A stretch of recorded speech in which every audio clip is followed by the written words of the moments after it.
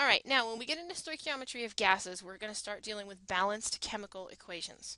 Okay, so remember that those balanced chemical equations, and we will have to write some of them, give us a couple of things. They give us a ratio of moles and a ratio of molecules, and they also give you a ratio of volumes.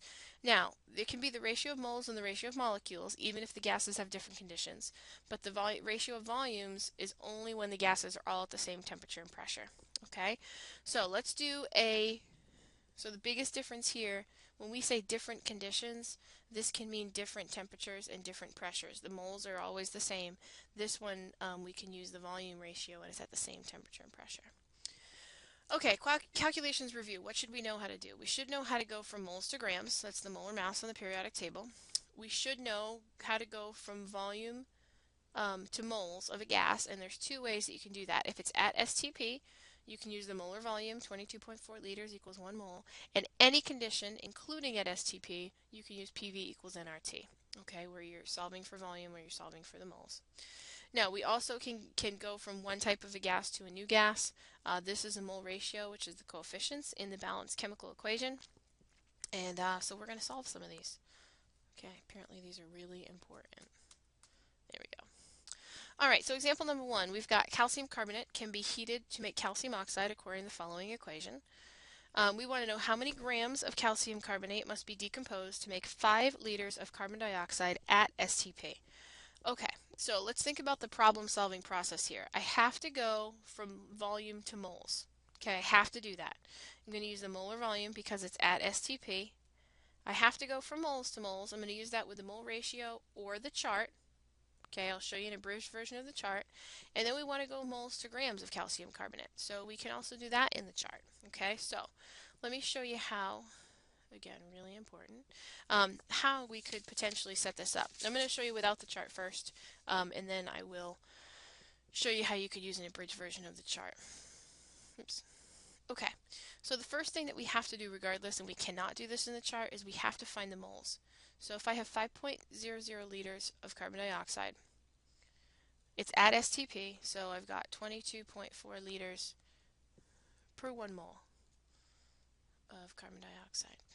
Okay, so that's going to get me 0.223 moles of carbon dioxide.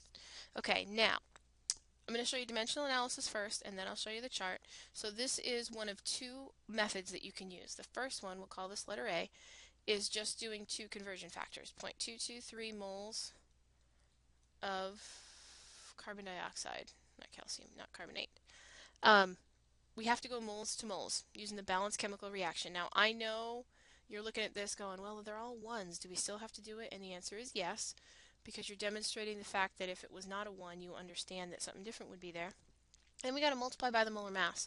Molar mass of calcium carbonate, remember 1 mole is going to go on the bottom, is going to be 100.09 grams. Okay? So really all I have to do is take the 0.223, multiply it by, 100.09, only 3 significant figures, so it's going to end up being 22.3 grams of calcium carbonate.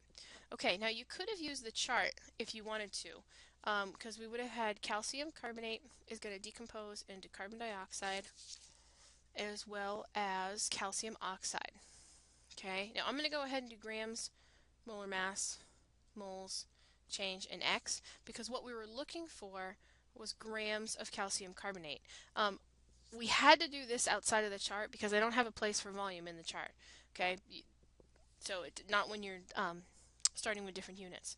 So I still would have had my 0.223 moles, would have divided by 1, 0.223, or times it by 1, 0.22, no, hold on, let me make that look correct here so that we're all organized here. So 0.223 times 1, 0.223 times 100.09, so it still would have gotten me 22.3 grams of calcium carbonate.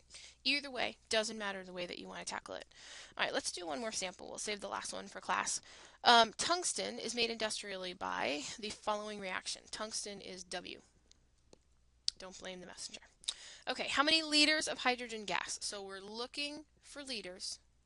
of hydrogen, that's what we're searching for, are needed to react completely with 875 grams of tungsten oxide. All right, now ultimately what we have to do is we have to go grams of tungsten oxide to moles of tungsten oxide. Then we have to go to moles of hydrogen, and then we have to go to liters of hydrogen. All right, so let me show you two ways. I'm going to show you using dimensional analysis, and then I'll show you the chart, and then the last step will have to be the same. So the first one is using dimensional analysis. We would have 875 grams of tungsten oxide. We're going to have 1 mole, and the molar mass is going to be 231.84 grams. Okay, so that's going to get me to moles of tungsten oxide, but I need moles of oxygen, or moles of hydrogen. So I'm going to go ahead and go 1 mole and 3 moles of H2, and that's going to get me to 11.3 moles of hydrogen. Okay, now let me show you chart-wise what that would look like for those of you that like to do the chart. Okay, so we still would have to rewrite our balanced reaction, 3H2O. Okay, I think you guys have the problem. I just left myself a little bit more space up here, because what we're trying to find is how many liters of hydrogen gas at 35 degrees Celsius and 0.980 ATM are needed to react completely with 875 grams. All right, so we've got grams, molar mass, moles, change, and X. And so what we still would be starting with here would be 875 grams. And what we would be looking for is moles of hydrogen. So I'd take my grams, divide it by my molar mass.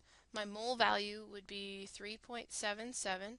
Divide that, change is 1, so 3.7. Oh, let's get rid of that so that I can. There we go. There was the rest of the problem that you guys have on the slide. There's an empty slide next to it that you probably would have seen space to write this down. So the X is 3. We would have taken that over here. 3. Oh, go away. 3.77. So 3.77 times 3 still gets me 11.3 moles. Okay, so either way, you can get there.